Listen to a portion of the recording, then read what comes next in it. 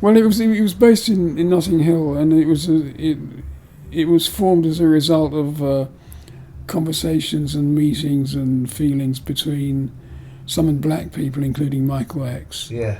and some of the white folks on the street, and various professionals and non-professionals, and boarding housekeepers and hustlers, and general sort of mix of people.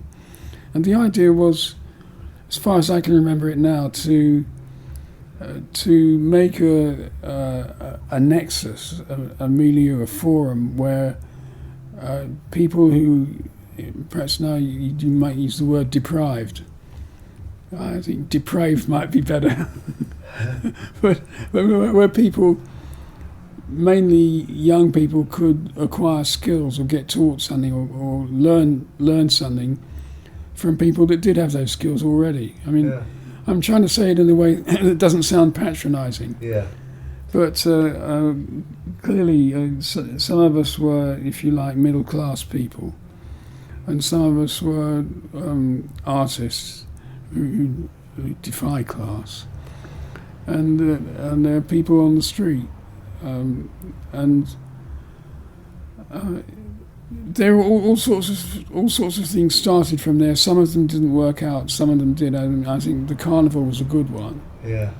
But there are others that didn't, that sort of naturally perished. And one of the... Okay, so by a process of elimination, I got to be the secretary of the London Free School. And what that meant basically was that I was paying for the newsletter to be produced because there wasn't any sort of loose cash around.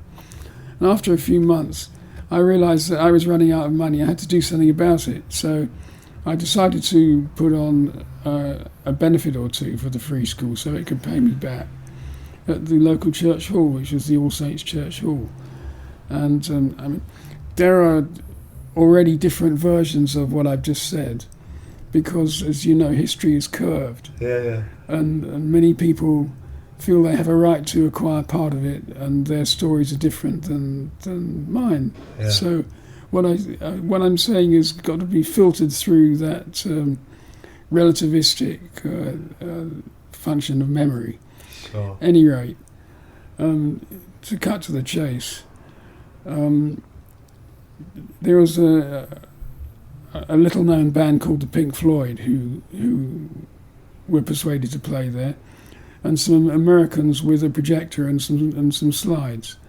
And again, to cut a long story short, that was the point in England where light shows began to be used with bands. Wow. And the sort of music that was being played was psychedelic, Yeah. as it turns out. That's And amazing. the idea quickly caught on in that part of Notting Hill, Yeah. and among musicians, and you got the Floyd and the Soft Machine and other bands taking up this new environment in which to Yeah. play.